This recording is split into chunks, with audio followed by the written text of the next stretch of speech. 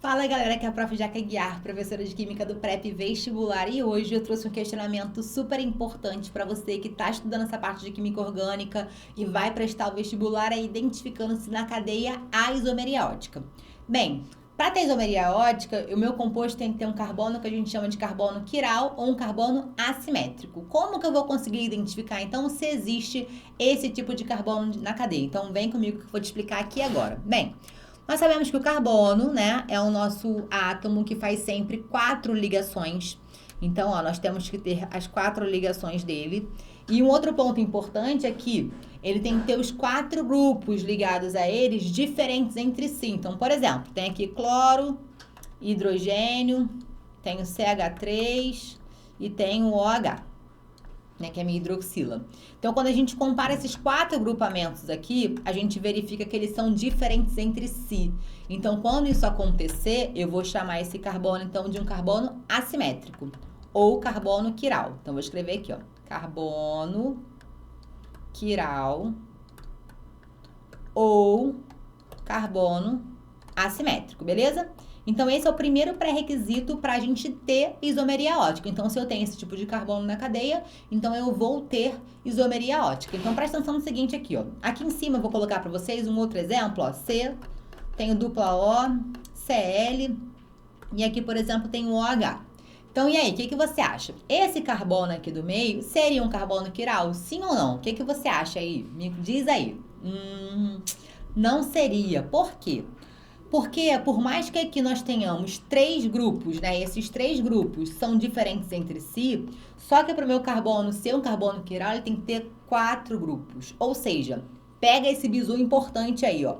Carbono que faça ligação dupla ou carbono que faça ligação tripla, ele nunca será um carbono quiral. Para ser um carbono quiral, ele tem um pré-requisito também de ter que fazer apenas ligações do tipo simples, beleza? Então, vamos ver esse exemplo que eu botei aqui para vocês, para a gente, na cadeia, identificar aqui se existe algum carbono quiral. Então, presta atenção.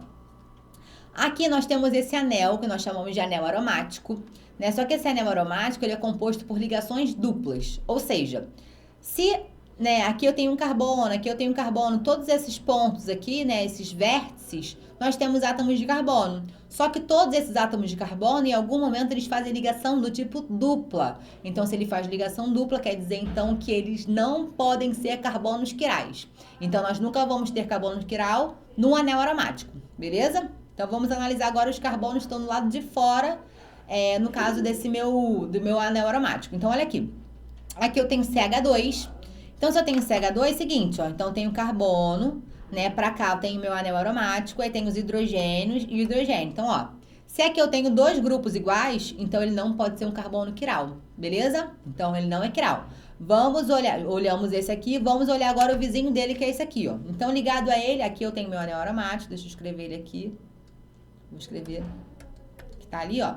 Aqui eu tenho agora esse carbono que tem o hidrogênio ligado a ele, tem CH3 ligado a ele e tem também NH2 ligado a ele. Então, eu vou comparar agora os grupos ligados a esse carbono que eu estou analisando. Então, eu tenho hidrogênio, que é diferente de CH3, que é diferente de NH2. E aqui do outro lado, gente, olha só, eu vou olhar isso aqui tudo como um único grande grupo. Então, quando a gente compara esses 4 grupos aqui, a gente vê que eles são diferentes entre si. Então, esse carbono aqui eu vou botar um asterisco nele porque ele é um carbono quiral, ou seja, os 4 ligantes dele são diferentes entre si, tá bom? E esse CH3 aqui, o que vocês acham? Poderia ser quiral ou não? Então, presta atenção no seguinte. Então, tem um carbono, hidrogênio, hidrogênio, hidrogênio. Olha lá, gente, ó. Esses 3 grupos são iguais entre si. Então, se são carbonos iguais entre si, então ele não vai ser um carbono quiral. Então, nessa cadeia, temos apenas um carbono quiral. Lembrando que o carbono quiral é aquele que tem os 4 grupos ligados, né? Os 4 grupos substituintes dos hidrogênios, ligados a eles diferentes entre si. Bem, espero que você tenha entendido. Caso tenha alguma dúvida ainda, lembrando que aqui no Prep nós temos lives todas as semanas. Então, espero você em breve, tá bom? Beijo!